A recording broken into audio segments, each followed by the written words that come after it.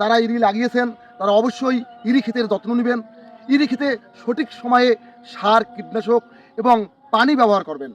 প্রিয় দর্শক, আমি বর্তমানে রয়েছি সুবিশাল ইরি ক্ষেতে। এই যে দেখা যাচ্ছে সুবিশাল ইরি ক্ষেত, এটা একটি ইরি ক্ষেতের প্রজেক্ট বলা হয়, অর্থাৎ ব্যক্তি মালিকানাধীনে স্ব জমিতে ইরি লাগানো হয়েছে। আমি বলবো যারা ইরি লাগিয়েছেন তারা অবশ্যই ইরি ক্ষেতের যত্ন নেবেন।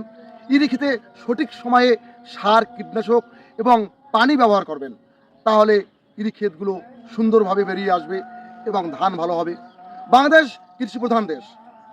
বাংলাদেশের প্রধান প্রকল্পই হচ্ছে কৃষি এবং প্রধান উৎস হচ্ছে এই ধান থেকে।